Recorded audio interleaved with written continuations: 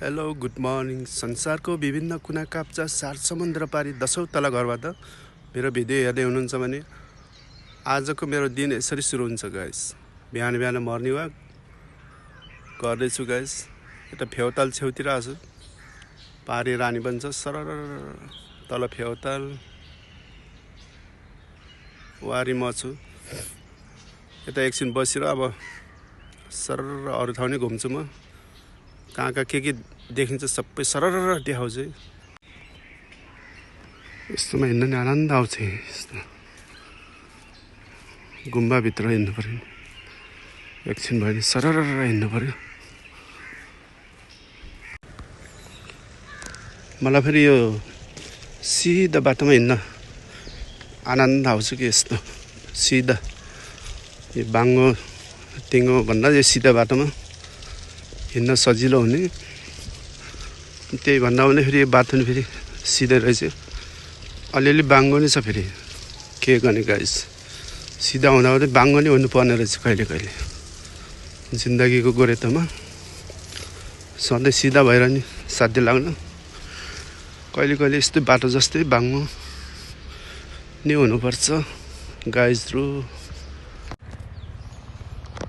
Hello guys, यो लाउरेहरूले किन cute केटीहरू मन पार्छन् भनेपछि, क्युट केटीहरू किन पछि पर्छ भनेपछि लाउरेहरूको ज्यान चत्त मिलेको हुन्छ, फिजिकल फिटनेस सबै ज्यान मिलेको, बडी मिलेको हुन्छ।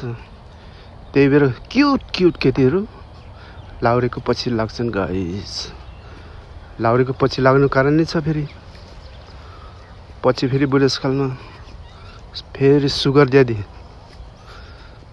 पछि नै अलिअलि सेवा सुविधा हुन्छ, पेन्सन आउँछ। त्यही भएर क्युट केटीहरू सुगर ड्याडी भएपछि पनि पछि लाग्छन्। सुगर ड्याडी भएपछि झन् छुट्टै आनन्द। सुगर ड्याडी भनेको के हो, चिनी बाबा भनेको के हो, च्याट जिपिटीमा गएर सर्च गर्नु त त्यही छर्लङ्ग देखाउँछ। सुगर ड्याडी भनेको यो चिनी बाबा भनेको के रहेछ भनेर च्याट जिपिटीमा सर्च गरेर हेर्नु है गाइसहरु। एउटा यो कौरा गीत सुनौँ न एकछिन, यसो इन्टरटेनमेन्ट गरौँ न गाइस।